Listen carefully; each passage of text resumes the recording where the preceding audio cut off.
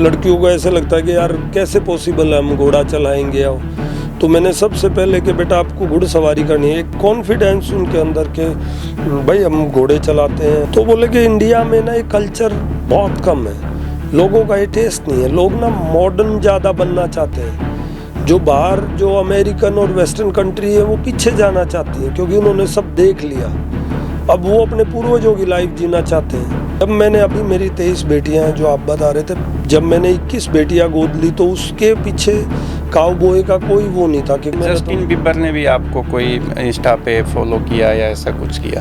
जो राजा महाराजा थे उन्होंने लड़ाइयाँ लड़ी इनके ऊपर, तो हजारों साल से तो इनकी पीठ पे बैठने से कॉन्फिडेंस आता है। तो मारवाड़ी से इसलिए हर आदमी लव करता है मारवाड़ी घोड़े से। घोड़े का लगाव एक बार हो गया, वैसे तो डॉग्स का, कैट का, गाय भैंस सबका अपना अपना होता है, लेकिन अगर घोड़े का लगाव अगर किसी को हो गया तो क्योंकि वो आपको प्लेजर देता है। दुनिया में और कोई ऐसी चीज़ नहीं है जिसके ऊपर आप राइड कर सकते हो। ने हाजी साहब से कहा कि हाजी साहब मर्द का आखिरी मुकाम क्या है, जहाँ पे मर्द को लगे कि इसके बाद तो बस दुनिया खत्म है। खत्म। दीपेंद्र सिंह हुड्डा, उनकी वाइफ है श्वेता हुड्डा मिलता, वो भी कोई घोड़ों का गेम खेलती है। वो कौन सा खेल है? जिन्होंने ਤੁਹਾਡੀ जवानी नहीं देखी ना कख नहीं देखा। जिसने वसीम अकरम की जवानी नहीं देखी उसने सच में कुछ नहीं देखा क्रिकेट में। ये जो जाट संस्था है, स्कूल है, कॉलेज है, ये बताते हैं कि आपके गांव के लोगों ने दान कर रखा है। हाँ जी, हमारे पसंद है नेचर के साथ, घोड़ों के साथ, और इससे बढ़िया प्रोफेशन नहीं हो सकता कि आप नेचर के बहुत पास रहते हैं। तो ये काउबॉय घोड़ों की दुनिया में जो रहता है उसको काउबॉय कैसे कहते हैं? तो पूर्वज थे जो हमारे दादा पिताजी, ये सब गांव में तो काउबॉय ही थे। मत से उस टूर्नामेंट का बेस्ट प्लेयर निकल गया, और जबकि मैं उस लेवल का प्लेयर नहीं था कि मैं इंडिया के टॉप 25 में आऊँ, मैं नहीं था।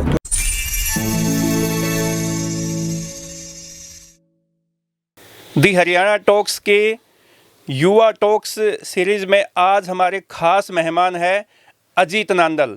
अजीत नांदल भारत के इंटरनेशनल हॉकी प्लेयर रहे हैं और अब एक काउबॉय के नाम पे इनकी पहचान है, फर्स्ट इंडियन काउबॉय। और इनकी जो ज़िंदगी है, लाइफस्टाइल है, जीवन शैली है, वो एक काउबॉय की तरह ही ये वैसे भी जीते हैं। और आज हमारे पॉडकास्ट स्टूडियो में पहुँचे हैं तो हम इनसे एक काउबॉय की लाइफस्टाइल क्या होता है, घोड़ों की ज़िंदगी क्या होती है उनके साथ रहने की, और ये जो लग्जरी लाइफ है जो जंगलों में आपने देखे होंगे काउबॉय जो घूमते हैं, इंडिया में तो बहुत कम आपको देखने को मिलेंगे, लेकिन फ़ॉरेन में ये ज़्यादा कल्चर में है और ट्रेंड में है। तो हम अजीत नांदल से आज बहुत सारी बातों जो डिस्कस करेंगे विषयों पर। अजीत भाई, आपका हमारे पॉडकास्ट स्टूडियो में स्वागत है। थैंक यू भाई साहब, थैंक यू वेरी मच। और बताइए। मैं बिल्कुल सही, बहुत लंबे समय बाद मुलाकात हो रही है आज अपनी।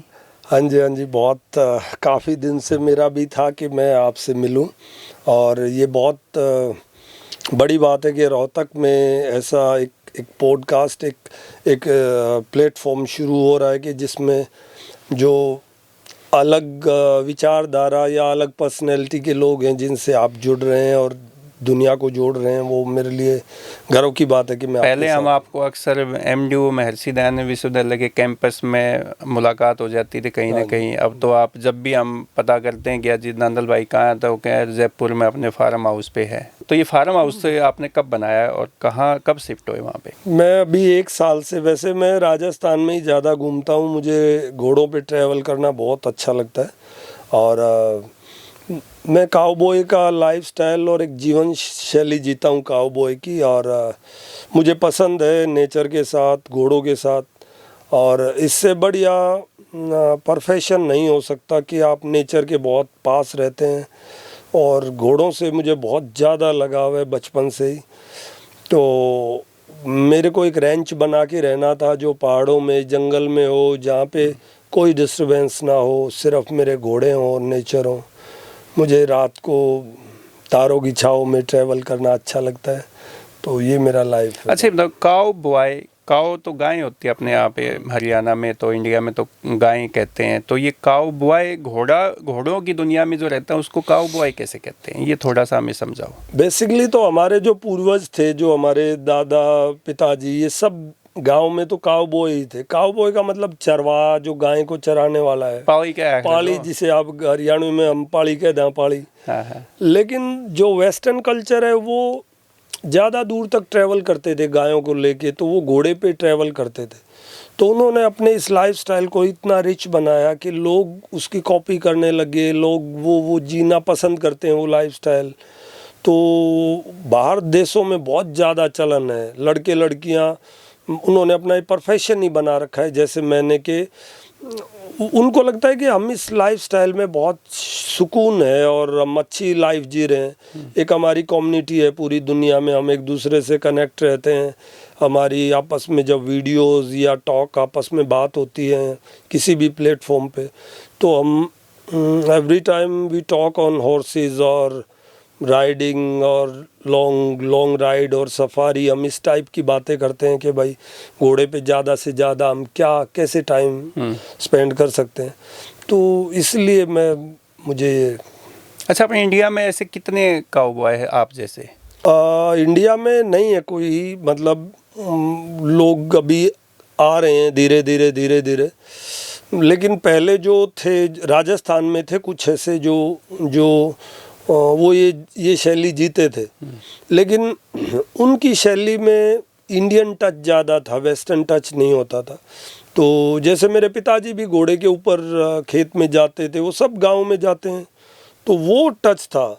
तो वेस्टर्न टच नहीं था। आप हैट लगा रखा है, आपकी एक अलग लाइफस्टाइल है, आपके रूल्स हैं काउबॉयज़ के, आप कैसे जियोगे, आप वुमन रिस्पेक्ट, आपकी गन रिस्पेक्ट, आप हॉर्स रिस्पेक्ट, आपका एक अलग विचारधारा से आप जुड़ जाते हैं। अच्छा, हम काउबॉय पे एक बार वापस आएंगे, उससे पहले हम आपके जो इंटरनेशनल हॉकी प्लेयर रहे हैं थोड़ा सा उसके बारे में चर्चा करना चाहेंगे। कब आप हॉकी खेले और इंडिया टीम में भी आप रहे हैं? मैं 98 में, मैं 10th क्लास में था, तो मैं CRZ में पढ़ता था, CRZ सोनीपत। वहाँ पे एक टूर्नामेंट हुआ हरियाणा सीनियर स्टेट, तो KPS गिल साहब हमारे प्रेसिडेंट होते थे हॉकी के, IHF के, तो वो उसमें चीफ गेस्ट आए। तो मैं किस्मत से उस टूर्नामेंट का बेस्ट प्लेयर निकल गया, और जबकि मैं उस लेवल का प्लेयर नहीं था कि मैं इंडिया के टॉप 25 में आऊँ, मैं नहीं था, क्योंकि मैं तो +1 में हुआ था तब। तो उन्होंने अनाउंस किया कि इस लड़के को 25 में इंडियन टीम में, ये लड़का मैं आज से सेलेक्ट करता हूँ, इसको इंडिया कैंप देता हूँ। 25 में? 25। तो आप इंडिया के 25 में हो, 30 में हो, वो टीम इंडिया ही कहलाएगी।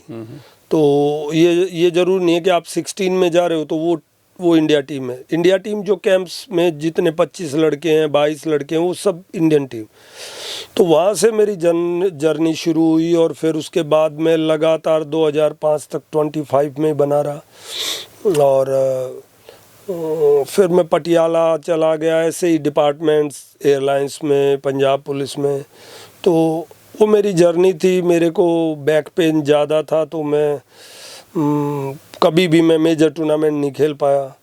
और दूसरा बस ये था कि हमारे घर में कभी से मेरा जो इधर की तरफ जो मेरा जो फोकस ज़्यादा फिर चला गया घोड़ों की तरफ। तो क्या था कि हमारे घर में कभी से एक घोड़ी होती थी, तो मेरा सपना था कि दादाजी के टाइम से, पिताजी दादाजी के टाइम, दादाजी, तो बल्कि और पहले के टाइम से। अच्छा, हमारे दर्शक वैसे तो आपको जानते ही हैं सब, लेकिन वो अपने गांव का भी थोड़ा सा आप बता दें, कौन सा गांव है? और मेरा बोर गांव है जी, और बोर तो काफ़ी हमारा मठ है, अस्थल बोर बहुत फेमस गांव है, मान्यता भी है। हाँ जी, और काफ़ी बड़ा और दानवीरों का गांव बोला जाता है। काफ़ी हमारे पूर्वजों ने गांव, ये जो जाट संस्था है, स्कूल है, कॉलेज है, ये बताते हैं कि आपके गांव के लोगों ने दान कर रखा है। हाँ जी, हमारे जो गांव के जो पूर्वज थे, और आज भी अगर पूरे हरियाणा में अगर कहीं नाम लिया जाए दानवीर गाँव का तो बहुत सारे हैं, लेकिन बोर जो हमारा गाँव है उसका बहुत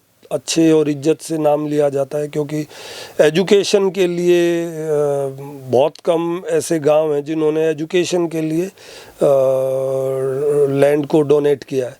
तो मैं उस गांव से बिलोंग करता लेकिन हूँ। बाद में जैसे जब ज़मीनों के रेट बढ़े 2004-05 के बाद, तो काफ़ी वहाँ पे ये एक्वायर भी हुई ज़मीन, तो लाइफस्टाइल जो यू गांव का है वो एकदम से चेंज हो गया और लोग बड़ा रिच हो गए, मकान, बड़ी बड़ी हवेलियाँ, लग्जरी गाड़ियाँ, और गन कल्चर भी गांव में तभी आया है। तो इसको आप कैसे देखते हैं? आपकी भी ज़मीन आई होगी इसमें। हाँ, हमारी भी ज़मीन आई, लेकिन वो सारा डिपेंड करता है आपकी फैमिली में क्या माहौल है, आप किस तरीके से। अब मेरे पिताजी अनपढ़ हैं, मेरी माँ भी अनपढ़ हैं और खेती बाड़ी की है, मैं तो एक किसान का बेटा हूँ, और ये ही सिखाया कि भाई हमें ऐसे ही चलना है, ये लाइफ जीनी है भाई, किसान के बेटे किसान की तरह ही रहना है। और गन कल्चर वगैरह हमारे परिवार कुनबे में तो था नहीं और ना अब है। और भाई आपको ऐसा काम करना है जिससे समाज में कोई ये कहे कि वो इज्जत से जी रहे हैं, और हर बाप खासकर हरियाणा में यही चाहता है कि उनके बच्चे अच्छे बने, सामाजिक रूप से उनकी इज्जत हो, उनके परिवार की इज्जत हो। तो हाँ, कुछ ऐसा होता है कि क्योंकि मेरा गांव रोहतक के सबसे लगता फर्स्ट साथ गांव, लगता है। ज़मीनें महंगी थी, तो कुछ ऐसे भी बच्चे थे कि जो थोड़े से गलत ट्रैक की तरफ गए। लेकिन फिर भी ऑल ओवर मैं देखता हूँ हमारे गांव में बहुत अच्छा, मैं मानता हूँ बहुत अच्छा माहौल है। तो फिर फुल फ्लैज काउबॉय बन गए आप, क्योंकि जैसे बैक पेन आपने बताया तो हॉकी तो कंटिन्यू नहीं कर पाए, तो फिर काउबॉय कौन से साल में बने? और फिर आपने सारी दुनिया जो आपने जो जीवन जो है एक लाइफस्टाइल, वो एक घोड़ों की दुनिया ही आपने अपना ली, वो कब से स्टार्ट किया? और उसके बाद आप कहाँ कहाँ गए? बहुत सारे फेयर भी लगते हैं इसके, तो हॉर्स फेयर। काउबॉय कोई अवार्ड या कोई काउबॉय कोई ऐसी चीज़ नहीं है कि जो आप बन गए काउबॉय, या कोई आपको कोई चीज़ मिल गई, नाम मिल गया। Cowboy basically way of life है, जीवन जीने की शैली है। तो मैं 2005 से मैं घोड़े रख रहा हूँ, मुझे पसंद था वो ट्रैवल करना घोड़ों पे, तो वो मैं चलता रहता था। कोई इंस्टा पे वीडियो चल रही है किसी का कुछ, तो कुछ लोग प्रभावित हो जाते हैं। तो मेरी एक वीडियो पे कुछ बाहर के अच्छे जो वर्ल्ड के टॉप काउबॉयज़ हैं, उन्होंने प्रिंसेस महारा दुबई, उन्होंने अच्छे कमेंट किया कि इज़ इंडियन क्लिंट ईस्टवुड, बहुत बड़े हॉलीवुड एक्टर हैं क्लिंट ईस्टवुड, वो इज़ ए इंडियन काउबॉय ऐसे। तो फिर वो क्या हुआ कि वो लोग फिर वो इंडियन काउबॉय गूगल पे वो ही चलने लग गया। तो बस वो मैंने कोई प्रोफेशन नहीं बनाया, वो तो मेरा था ही। तो अब मैं राजस्थान में जस्टिन बीबर ने भी आपको कोई इंस्टा पे फॉलो किया या ऐसा कुछ किया? जस्टिन बीबर का तो मैंने 2017 में 21 गर्ल्स को अडॉप्ट किया था। तो उनका एक मिशन है, सेव हर मिशन, वो गर्ल्स के लिए एक मिशन चलाते हैं अमेरिका में। तो उन्होंने मुझे इंडिया का ब्रांड एम्बेसडर बना रखा है सेव हर मिशन का। हाँ। तो उन्होंने मेरे लिए ट्वीट किया था कि भाई is a good man, real man, जो गर्ल्स के लिए कर रहे हैं। तो वो फॉलो वगैरह नहीं किया, लेकिन उन्होंने ट्वीट किया था। अच्छा, ये बताइए, जैसे ये काउबॉय के तो बहुत सख्त नियम होते हैं, डिसिप्लिन्ड होते हैं, तो इसके कोई नियम जो है, कौन कौन से नियम है?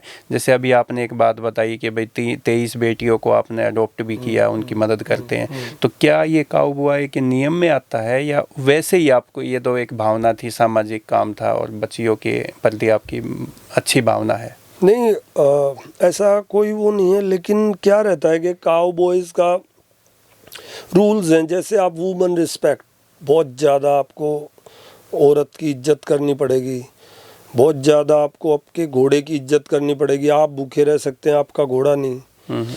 आप अपनी गन से रिस्पेक्ट करते हैं, वो आपकी सेफ्टी, आपको सेफ्टी देती है।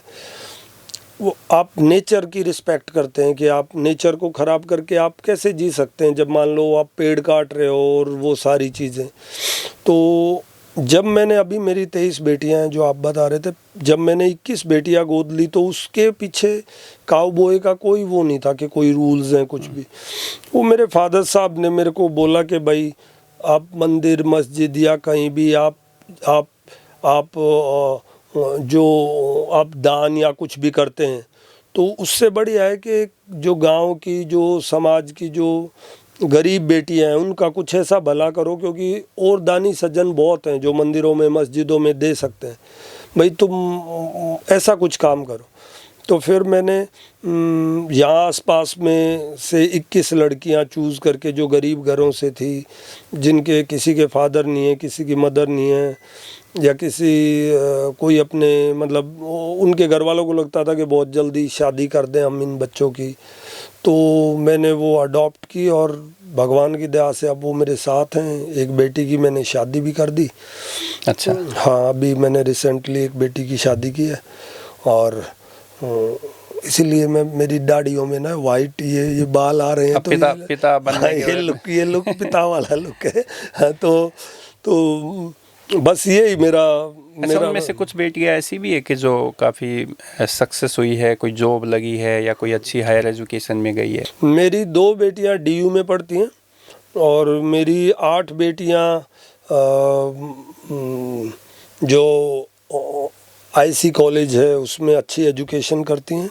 कुछ मेरी बेटियां डांस में, स्पोर्ट्स में मेरी 2-3 लड़कियां जो नेशनल चैम्पियन बनी हैं, और बहुत अच्छी, वो हर प्रोफेशन में जो जिनका प्रोफेशन है वो अच्छा अचीव कर रही हैं।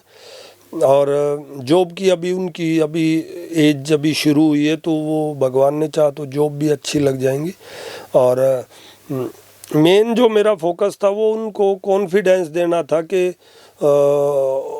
उनको ये ना लगे कि हमारे पीछे कोई नहीं है। मेरी बेटियां घुड़सवारी करती हैं, तो गांव में मतलब लड़कियों को ऐसे लगता है कि यार कैसे पॉसिबल है, हम घोड़ा चलाएंगे।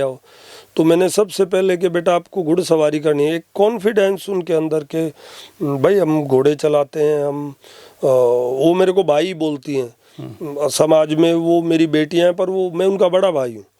तो मैं चाह रहा हूँ कि मेरी छोटी बहनों को या बेटियों को ना मैं वो कॉन्फिडेंस दूँ कि अपनी बातें रख सकें दूसरों के सामने। मैं एक आपको एक किस्सा सुनाता हूँ। मैं पिछले दिनों मेरे को प्रेसिडेंट मैम ने बुलाया, इनविटेशन आया मेरे पास कि प्रेसिडेंट मैम आपसे मिलना चाहती हैं। तो मैं गया, तो प्रेसिडेंट बहुत बड़ी चीज़ होती है, तो मैं बड़ा आराम से वहाँ पे, हिचक थी मेरे अंदर कि मैं क्या जवाब दूंगा।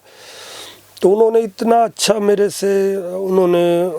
से बताया कि बेटा आप जो काम कर रहे हो ना वो इसलिए औरों से बेहतर है कि जब वो आदिवासी समाज से आते हैं कि जब हमारी शादी हुई और हमारी जैसी गांव में और लड़कियां हैं, तो वो अपने आप को प्रेजेंट नहीं कर पाती लोगों के सामने, अपने दुख को बता नहीं पाती या अपनी खुशी को बता नहीं पाती। वो दुनिया में एक ही चीज़ है जिससे वो अपने आप को बता सकती हैं, वो है एजुकेशन। तो जो गांव में लड़कियां, उनको एजुकेशन नहीं मिल पाता। जब वो ससुराल में जाती हैं शादी के बाद, तो वो अगर कोई उनको दुख है, कोई प्रॉब्लम है, तो वो एक्सप्लेन नहीं कर पाती, हम कैसे बताएं।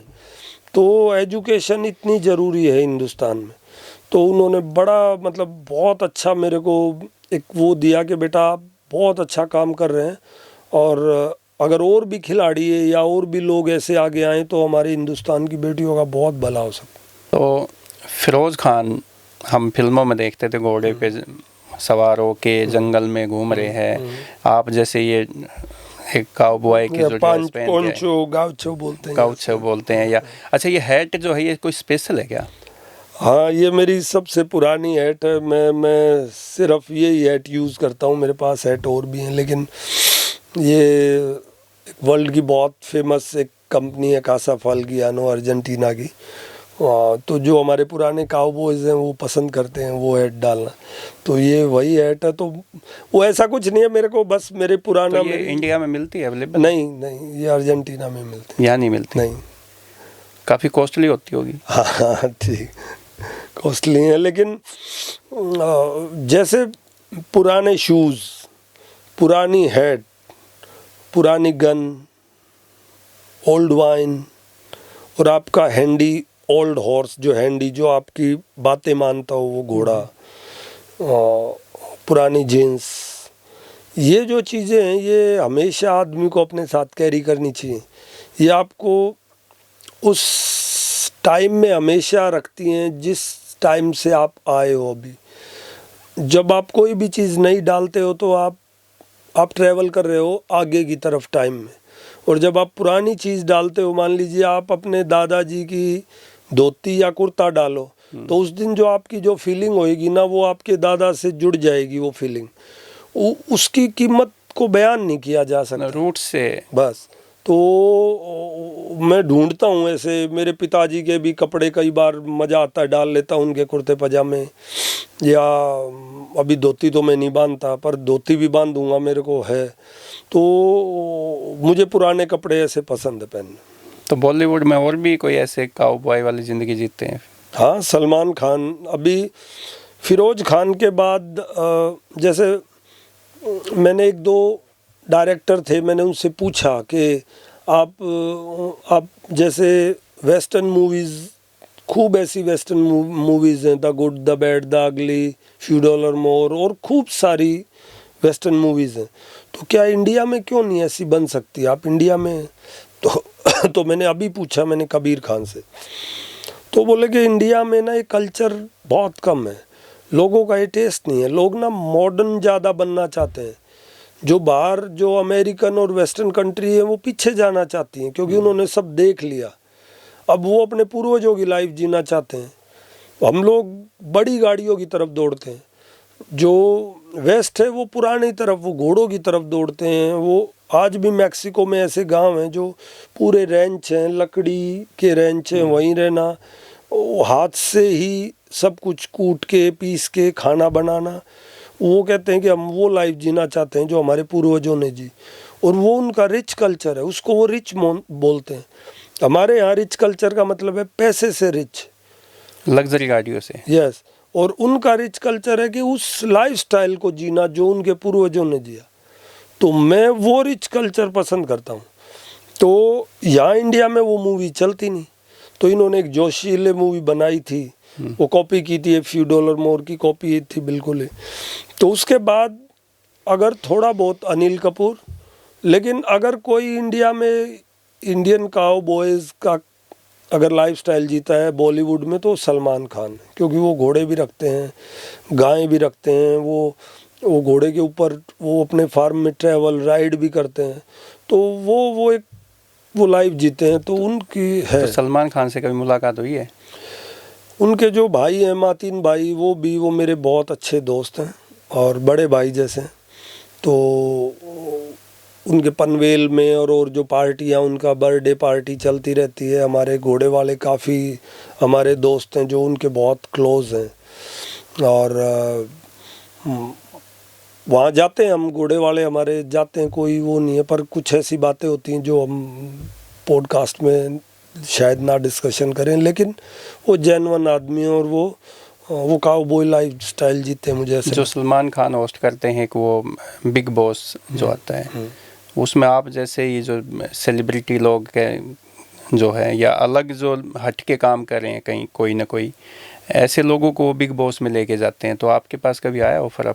हाँ, 2017 या 18 का जो था उसमें मेरे को आया था, मैं सपना चौधरी और गीता फोगाट। तो गीता ने मना कर दिया था और मैंने भी किन्हीं कारणों से मना भी, मतलब मना ही कर दिया था, कोई कारण हो गया था ऐसा। तो सपना चौधरी जब गए थे तो वो जा सकते हैं, वो कोई इतनी वो नहीं है। तो लेकिन मैं उस शो के बारे में डिस्कशन नहीं करूँगा, लेकिन क्या है कि वो ठीक है, जो लोग उसमें जाते हैं वो उनको वैसी लाइफ या वो चीज़ वो शो करने का उनका वो है। मैं अलग टाइप की लाइफ नहीं पसंद करता, जो भी मेरे को, मैं जो हूँ मैं वो वैसी लाइफ जीऊँ कि मैं कोई भी कंट्रोवर्सी में मैं आना नहीं चाहता, क्योंकि मेरे को अब जीवन में शांति चाहिए। घोड़े के साथ में ऐसा नहीं है कि मैं कोई पोस्ट डालूं तो उस पे नीचे लोग गालियां दे रहे हैं या नीचे बोल रहे हैं कि ये गलत हुआ, ये गलत किया, तो वो मेरे बस में नहीं है। अच्छा, जैसे आप गए जो आप जैसी ज़िंदगी जीते हैं, ऐसे तो मैंने जो और लोगों के बारे में देखा है, सुना है, वो बहुत रिच होते हैं, करोड़ों के, वो हज़ारों के मालिक होते हैं और बंगले, गाड़ियाँ, पता नहीं क्या क्या होता है। तो आप भी उतने रिच हो गया? नहीं मैं तो एक किसान का बेटा हूँ। और कोई भी मेरे को मेरे शहर में बता देगा मेरे फादर की और मेरे परिवार की, नॉर्मल सा जैसे आप लोगों का परिवार है वो ही है, लेकिन मेरा लाइफस्टाइल रिच है, मेरा लाइफस्टाइल रिच है। मैं लाइफस्टाइल रिच जीना पसंद करता हूँ। पैसे तो हजारों लाखों आदमियों के पास हैं, लेकिन मुझे वो 70वें माले पे रहना पसंद नहीं है। मैं जंगल में, खेतों में ऐसे रहने वाला आदमी हूँ। मुझे जो घर की है जो खाना वो ही मुझे पसंद है। मैं अगर आप मेरे को देखोगे तो मैं वीक में कम से कम एक रात गुजारता हूँ बिल्कुल अकेला जंगलों में। तो मेरी खूब आपको ऐसी वीडियोस मिल जाएंगी जो मैं जंगलों में अकेला मेरे घोड़े के साथ वहीं पे खा रहा हूँ, वहीं बना रहा हूँ। और कई कई दिन तक मैं जंगलों में या बाड़मेर, जैसलमेर में, ड्यून्स में अकेला मेरे घोड़ों पे ट्रैवल करता हूँ और वहीं सोता हूँ और वहीं, वो मुझे लाइफ अच्छी लगती। शिकार भी किया कभी? मतलब शिकार तो नहीं किया, पर नॉन वेज खा लेता हूँ। नहीं, जैसे जो घोड़े पे रहते हैं, अकेले जंगलों में रहते हैं, तो वो शिकार भी करते हैं। कुछ ऐसे जानवर भी है जिसका लीगली है, कोई इलीगल है, तो कभी लीगल शिकार नहीं नहीं, वैसे तो लीगल कोई भी नहीं है, लीगल नहीं है कोई भी। लेकिन हाँ ये है कि ठीक है, वो जब जंगल में होते हैं, या बता नहीं सकते पॉडकास्ट पे किया? हाँ बस वही किया तो है। हाँ बस, तो लेकिन क्या है कि गन वन हाथ में रखते हैं। वो छोटा मोटा कोई ऐसा वैसे ही शौक हो जाए कि कोई मान लो खरगोश है, अब आप उसको मारे, वो कोई शिकार नहीं है सर। वैसे सामना हुआ है जंगली जानवरों से? खूब खूब खूब खूब, बहुत बार। मतलब मैं जंगल में खूब ऐसे हैं जो मतलब ये जो आपके जंगल में राजस्थान में ज़्यादातर क्या मिलेंगे भाई, नील गाय आपको, और कोई डेंजर एनिमल नहीं है, गिद्दड़ विद्दड़ ये चीज़ तो मिल जाती हैं भाई। रिछ और लेपर्ड से तो हुआ नहीं, हुआ है तो वो वैसे गाड़ी में वो आप दूर से दिख गया तो वो ऐसा नहीं है। लेकिन मैंने खूब ऐसे जंगलों में मैंने रात गुजारी जहाँ लेपर्ड हैं, पर किस्मत, लेपर्ड बहुत शाही एनिमल है, बहुत शर्मीला जानवर है लेपर्ड, वो हमारे से डरता है। और अगर आप उसके रास्ते में आओगे तो वो अटैक करेगा, नहीं तो कुछ नहीं। आप आग जला के बैठे हो, घोड़ा आपके पास है या गाड़ी भी है, तो वो नहीं आएगा वहाँ पे। तो मेरा उससे डर निकल चुका है इस उसमें कि भाई वो मेरे पे अटैक करेगा, कभी करेगा तो पता नहीं, लेकिन नहीं करता। तो राजा महाराजाओं से भी दोस्ती होगी अब तो? जो मेरी में राजस्थान में जो लोग हैं मेरे काफ़ी क्लोज हैं, लक्ष्यराज सिंह मेवाड़, महारावल चैतन्य राज सिंह जो जैसलमेर के महाराज साहब हैं, और पाचो पद्मनाभ सिंह जयपुर महाराज साहब, काफ़ी धवल सिंह जी हैं जो शिवाजी महाराज के वंश। वो मेरे लिए गर्व की बात है कि मैं उनके साथ बैठता हूँ। वो इतने जीनियस, इतने जैनवन और इतनी बड़ी रॉयल फैमिलीज से हैं, उनकी हिस्ट्री रही है उन लोगों की। तो मेरे लिए गर्व की बात है कि मुझे वो अपने पास बैठाने के लायक समझते हैं। मेरे अंदर वो, मेरे में वो ट्रस्ट देखते हैं कि एक भाई की तरह, दोस्त की तरह मैं हूँ। तो मैं काफ़ी रॉयल फैमिलीज़ हैं इंडिया की, तो मैं उनके साथ बैठता उठता हूँ, मेरी दोस्ती है, और वो सब घोड़ों से रिलेटेड ही है वो दोस्ती। तो कौन सी नस्ल जो ब्रीड रखते हो आप घोड़ों की? मैं मारवाड़ी घोड़े रखता हूँ, सिंधी भी रखे हैं मैंने, अर्जेंटीना के भी मेरे बेटे के लिए अब ले रहा हूँ, कुछ है पोलो में। बेटा तो पोलो का इंडिया का सबसे कम एज का ले रहे हैं। हाँ जी। तो मैं मारवाड़ी घोड़े रखता हूँ, और मारवाड़ी घोड़ों में मैं हरियाणा का प्रेसिडेंट हूँ और जजिंग भी करता हूँ मारवाड़ी घोड़ों की। और ये वर्ल्ड की टॉप ब्यूटीफुल ब्रीड है, इसका कोई जवाब नहीं। इसको आप, ये compete कर सकती है अरबियन हॉर्सेस से। तो मारवाड़ी को आप, अगर मारवाड़ी को सही प्लेटफॉर्म मिले इंटरनेशनल लेवल पे, तो मारवाड़ी बहुत ही ज़्यादा हाई क्लास ब्रीड है, बहुत ही ज़्यादा। उसके अंदर स्वामी भक्ति, उसके अंदर पेशेंस, उसके अंदर कुछ भी कर सकता है वो इक्वाइन में भी। वो ये वार हॉर्स रहे हैं, हमारे जो राजा महाराजा थे उन्होंने लड़ाइयाँ लड़ी इनके ऊपर, तो हजारों साल से तो इनकी पीठ पे बैठने से कॉन्फिडेंस आता है। तो मारवाड़ी से इसलिए हर आदमी लव करता है मारवाड़ी घोड़े से, तो मुझे मारवाड़ी वो पसंद। कहते हैं महाराणा प्रताप उस घोड़े पे सवार होकर चलता था, क्या नाम बताते हैं उनका? चेतक। चेतक। तो ये मारवाड़ी घोड़ा था वो? हाँ, उस पर थोड़ी सी कंट्रोवर्सी है, लेकिन वो मारवाड़ी मानते हैं, कुछ लोग काठियावाड़ी बोलते हैं, लेकिन मारवाड़ी के ज़्यादा वो लगता है कि मारवाड़ी था चेतक। चेतक अटक दूसरा घोड़ा था। तो लेकिन वो सारे मारवाड़ रीजन में थे, तो ऑब्वियसली वहाँ पे मारवाड़ी घोड़े थे, तो जरूर उन्हीं में से एक रहे। और बहुत अच्छे अच्छे घोड़े हुए हैं कि जो चेतक से अलावा जो जो बहुत अल्टीमेट मारवाड़ी घोड़े थे जिन्होंने बहुत बड़ा नाम किया है अपने, जो जो सवार हुए हैं, जो अच्छे जो लड़ाके हुए हैं, उनका नाम उनके घोड़ों के कारण हुआ है। तो आप जितने भी आप उठाओगे, आप शिवाजी महाराज के घोड़े को, आप रानी लक्ष्मीबाई के घोड़े को, आप चेतक को, या अब जितने भी बड़े बड़े महाराजा रणजीत सिंह, जो एक घोड़ी होती थी अश्पे लैला, वो आज तक की वर्ल्ड की सबसे महंगी घोड़ी, उस टाइम 65 लाख रुपए खर्च हुए थे, 12,000 सैनिक मर गए थे उस घोड़ी के लिए, उसको लेने के लिए। उनके अंदर इतनी दीवानगी थी उस घोड़ी को देखने के लिए कि जो आज लाहौर की 200 फीट जो सड़क जिसे बोलते हैं, वो सिर्फ उस घोड़ी के लिए बनाई गई थी, अश्वे लैला के लिए। और जब वो घोड़ी आई तो उन्होंने मतलब पूरे लाहौर में बोल दिया था कि अगर इसकी नथनों में अगर धूल का एक छींटा भी चला गया तो मैं यहाँ सब, मतलब उन्होंने एक रूल पास कर दिया था। तो पूरा शहर उस दिन झाड़ू लेके खड़ा था, तो सिर्फ उस घोड़ी के लिए। और वो इतनी आशिकी थी उस घोड़ी के लिए उनको कि उनके बेटे ने भी गलती से उस घोड़ी पे बैठा तो उन्होंने उसको बेदखल कर दिया था। तो वो ये कहते थे कि और कोई नूर जो घोड़ा था वो अश्वे लैला की गर्दन पे ही बनता था। तो घोड़ों के लिए जिस आदमी को, ये प्रोफेशन ही ऐसा है, जिसको घोड़े का लगाव एक बार हो गया, वैसे तो डॉग्स का, कैट का, गाय भैंस सब का अपना अपना होता है, लेकिन अगर घोड़े का लगाव अगर किसी को हो गया तो, क्योंकि वो आपको प्लेजर देता है। दुनिया में और कोई ऐसी चीज़ नहीं है जिसके ऊपर आप राइड कर सकते हो, वो बहुत ज़्यादा हाई प्लेजर देता है घोड़ा आपको। आप बाइक चला रहे हो, गाड़ी चला रहे हो, वो आपको प्लेजर नहीं दे रही, वो मशीन है। लेकिन घोड़ा आपको प्लेजर, आपके अंदर वो मर्दानगी फील करवाता है, आपके अंदर कॉन्फिडेंस देता है कि आप मैं आपको एक किस्सा बताता हूँ कि अल्लाह ने हाजी साहब से कहा कि हाजी साहब, मर्द का आखिरी मुकाम क्या है, जहाँ पे मर्द को लगे कि इसके बाद तो बस दुनिया ख़त्म।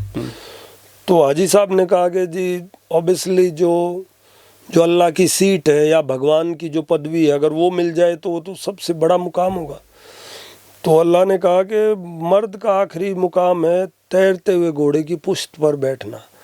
जब घोड़ा ऑल आउट स्पीड में जब दौड़ रहा है, उसकी पीठ पे जब जो आदमी बैठता है ना, और उसके कानों के बीच से जो हवा आती है ना, वो सीधी स्वर्ग से हवा आती है, वो जो फील है ना, वो मर्द का आखिरी मुकाम है। उसके बाद और कुछ नहीं, उसके बाद दुनिया ख़त्म हो जाती है।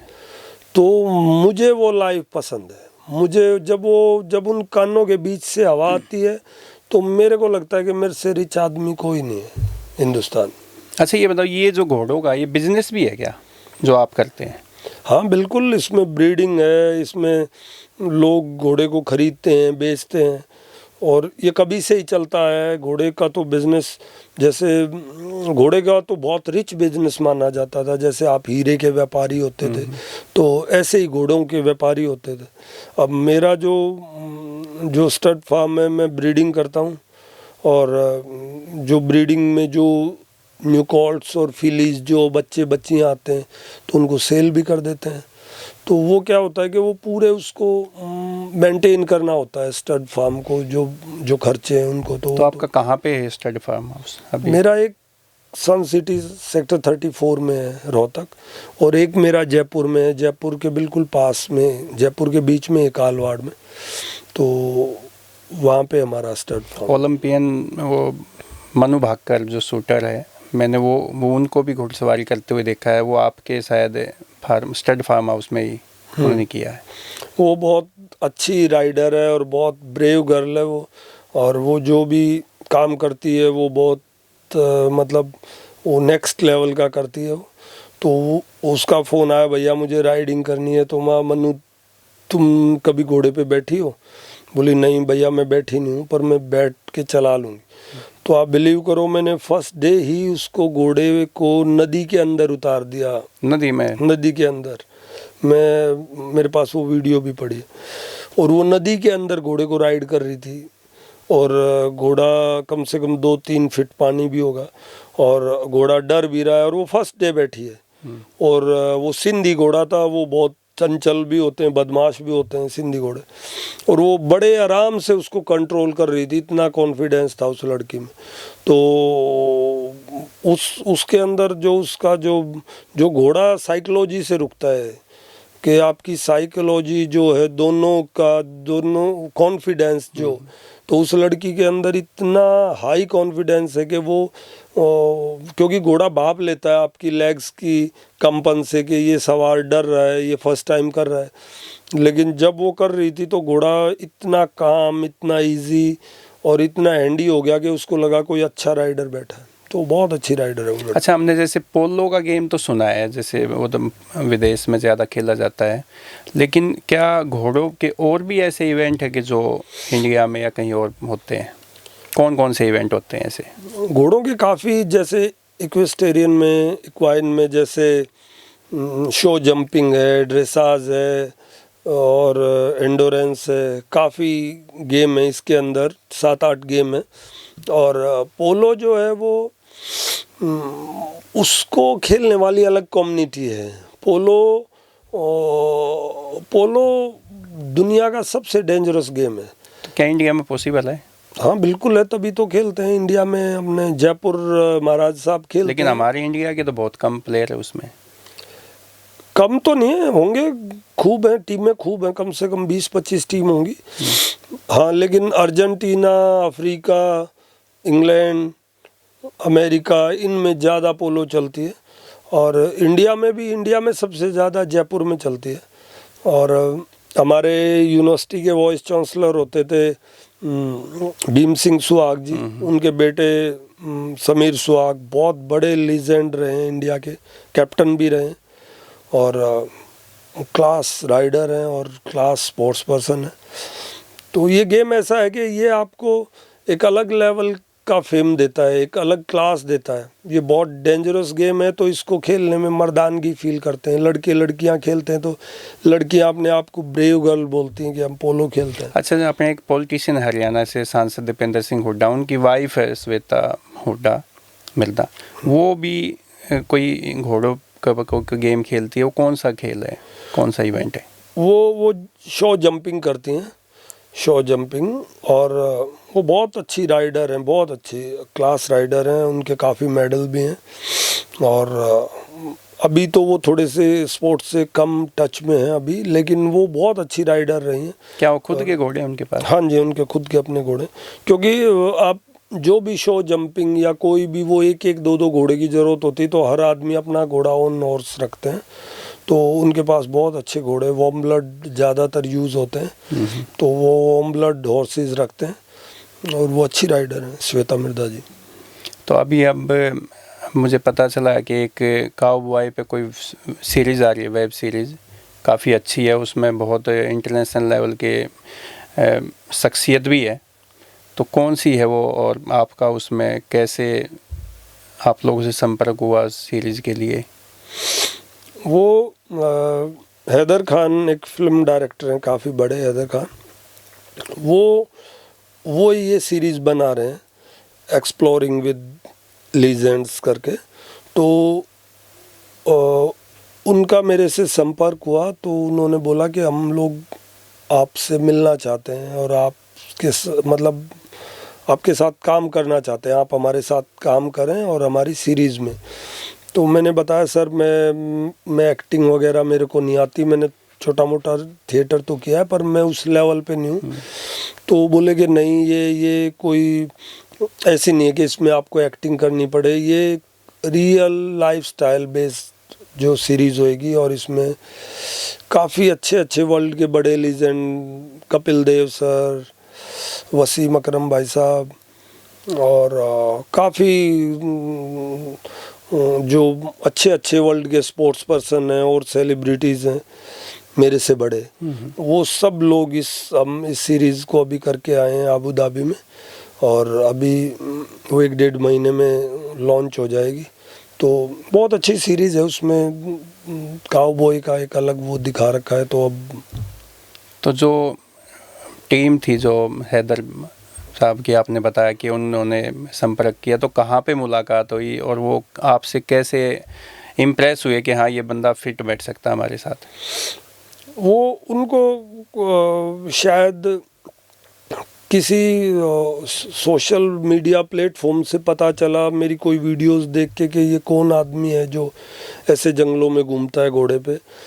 और तो उनकी टीम का मेरे पास फ़ोन आया कि वो आपको इस सीरीज़ में लेना चाहते हैं। तो फिर मैंने कहा कि आप आ जाएं मेरे फार्म पे। तो वो मेरे रेंच पे, मेरे फार्म पे आए जयपुर। तो उन्होंने जो माहौल देखा वहाँ पे तो वो बहुत इम्प्रेस हुए। उन्होंने बोला कि ये बेहतरीन लाइफ है और मुझे ये तो चाहिए ही चाहिए। तो और फिर हमने धीरे धीरे साथ में काम किया। तो फिर वो सीरीज़ अभी कंप्लीट में करके आया हूँ। तो कौन कौन है और इसमें सीरीज़ में? कपिल देव हैं, वसीम अकरम हैं, एक वजमा है अफ़गानिस्तान की मॉडल, और एक अपने कार्तिकेयन हैं जो फार्मूला 1, और famous film director Kabir Khan है इसी में, और एक दलजीत पाजी हैं, ये काफ़ी अच्छे बॉलीवुड कैरेक्टर, कई कैरेक्टर हैं इसमें। तो वो अभी आई जाएगी अभी कुछ दिन बाद। तो वसीम अकरम साहब से बात हुई? हाँ बिल्कुल, वो बिल्कुल अपने जैसे ही हैं, जैसे हम लोग गांव से निकले हुए हैं। वो इतना डाउन टू अर्थ आदमी मैंने देखा नहीं। मतलब मुझे ये लगता है कि जो ये पाकिस्तान के जो स्पोर्ट्स पर्सन हैं, मेरे काफ़ी क्लोज़ फ्रेंड हैं। वसीम अहमद जो पाकिस्तान के हॉकी टीम के कैप्टन हैं, वो बहुत क्लोज़ फ्रेंड मेरे। तो वो ज़्यादातर तो पंजाबी ही बोलते हैं, सारे पंजाबी बोलते हैं, लेकिन उनकी बातों में आपको 90% वही बातें मिलेंगी जो हमारी बातों में है। वही गांव का, वही खेती बाड़ी, वही सारी चीज़ें। तो ऐसे लगता है कि यार ये तो बिल्कुल एक ही हम। तो वो बहुत जेन्युइन आदमी है वसीम अकरम। और हम तो वो जब मैच देखते थे भारत पाकिस्तान का, जब वसीम अकरम लेफ्ट हैंड फास्ट बॉलर होते थे तो अच्छे अच्छे अपने इंडियन जो बैट्समैन हैं उनके पंजे उखड़ जाया करते, और ऐसे कहते थे कि भाई वसीम अकरम जब तक टीम में है कुछ नहीं कह सकते। मैं अभी तो क्या ऐसा एग्रेशन उसकी वैसे निजी जीवन में है? वो आदमी है, मैं सच बता रहा हूँ। मैंने उनके साथ एक क्रिकेट मैच खेला वहाँ पर, और अभी वो हो गए 60 के, 59-60 के, पर अभी भी वो बोलना वैसे ही मार देते हैं। मुझे क्रिकेट का ज़्यादा सा नहीं है, पर वो जो स्विम वो जो मारते हैं अभी भी वही मारते हैं। और मैंने उनको देख के मैंने सीरीज़ में बोला, इमाम पाजी जिन्होंने ਤੁਹਾਡੀ जवानी नहीं देखी ना उन्होंने कख नहीं देखा। जिसने वसीम अकरम की जवानी नहीं देखी उसने सच में कुछ नहीं देखा क्रिकेट में। और वो क्या बंदा है, उसकी पर्सनैलिटी 6-2-3 की पर्सनैलिटी है। और वो मतलब आज भी अगर वो क्रिकेट खेले तो मैं लिख के दे सकता हूँ कि वो डोमेस्टिक में तो आज भी अच्छे खेले।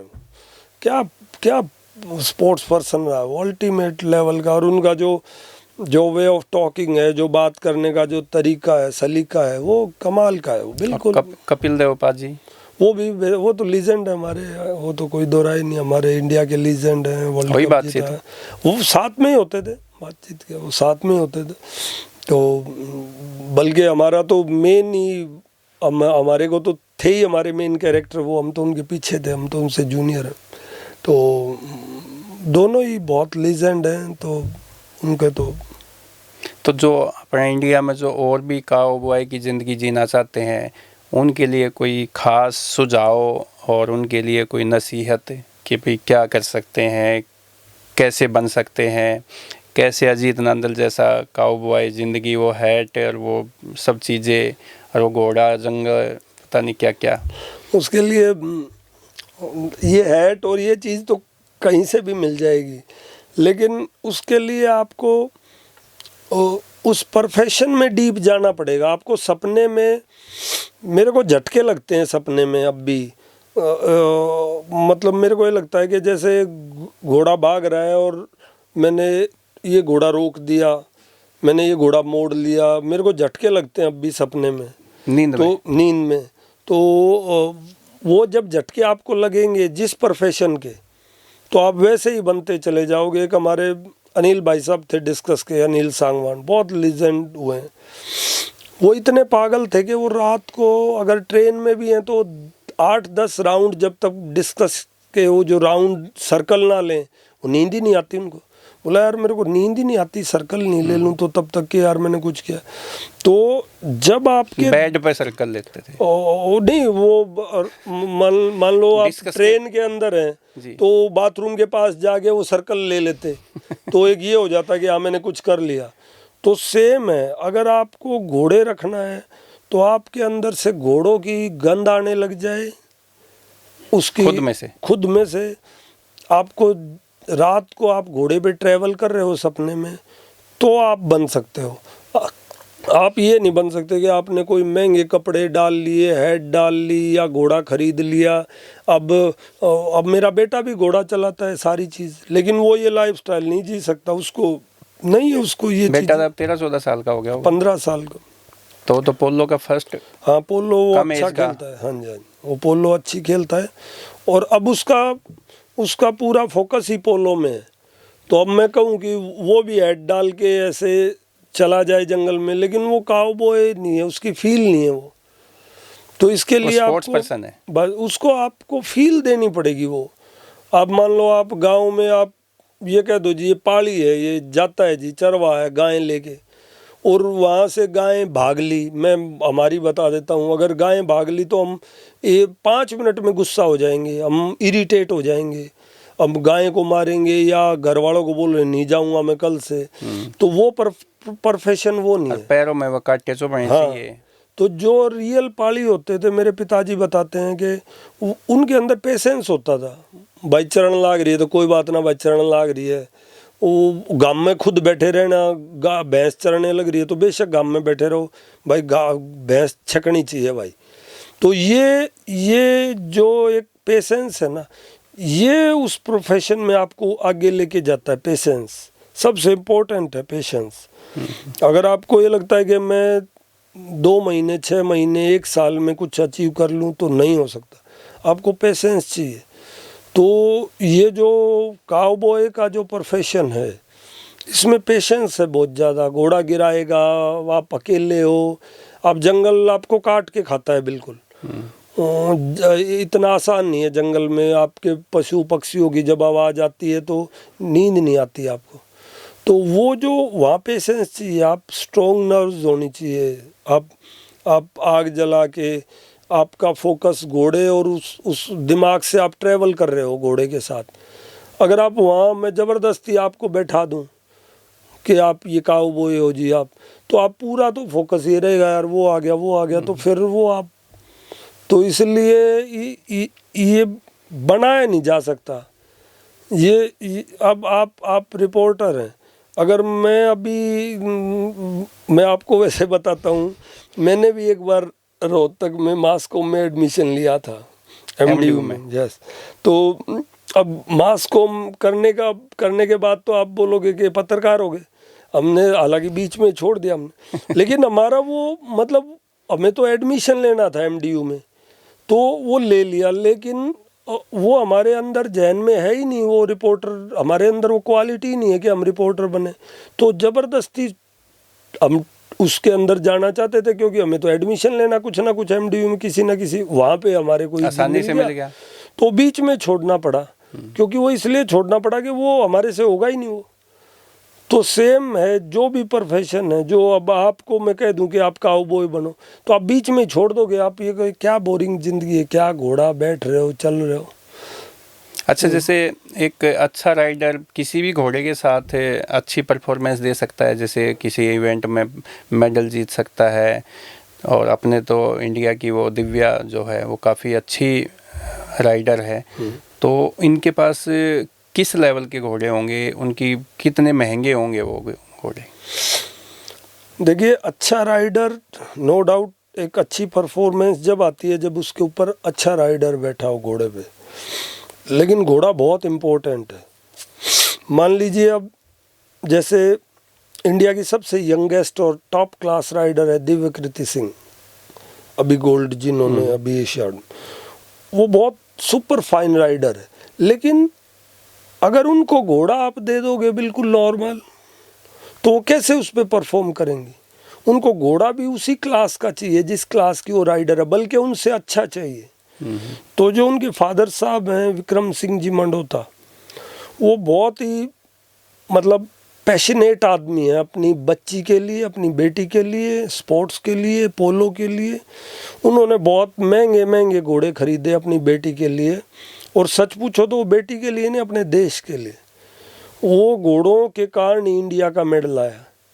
और उन्होंने, मैं आपके पॉडकास्ट के माध्यम से बता दूं, उन्होंने अपना घर बेचा। ये उन्होंने मेरे से खुद डिस्कशन की थी ये बात कि उन्होंने अपना एक घर सेल करके घोड़ा खरीदा था। तो ये बहुत बड़ी बात है। तो और तो वो जो लड़की है वो परफॉर्म इसलिए कर रही है कि उसके पीछे पूरी कायनात है, उसके फादर मदर, हम जैसे जो फॉलोअर्स हैं जो उसको फॉलो करते हैं दिव्यकृति सिंह को, क्योंकि हमारे लिए तो वो बहुत बड़ी आइडियल है। वो हर लड़की के लिए हिंदुस्तान में अगर अच्छी स्पोर्ट्स पर्सन में लड़कियों में गिनवाऊं तो भाई दिव्यकृति सिंह, मनु भाकर, पीवी संधू या सविता रानी या जितने भी और जो भी अभी जो मेडल लेके आई हैं खूब जो लड़कियां, ये बहुत बड़े नाम हैं, बहुत बड़े चेहरे हैं। तो ये ऐसा बनने के लिए आपको पूरी कायनात जोर लगाती है आपके पीछे, तब जाके आप बन पाते। तो दोस्तों, आज हमारे पॉडकास्ट पे अजीत नांदल भाई ने घोड़ों के बारे में, घोड़ों की दुनिया, काउबॉय क्या होता है, वो एक पूरी जर्नी आपको एक पॉडकास्ट के माध्यम से बता दी। और जो घोड़ों के जो लवर है, जो हॉर्स लवर हैं, वो अगर आज ये पॉडकास्ट देख रहे होंगे तो उनको काउबॉय बनने के लिए काफ़ी कुछ मदद मिल जाएगी। अजीत भाई, आपका बहुत बहुत स्वागत है। थैंक यू भाई साहब, थैंक यू वेरी मच।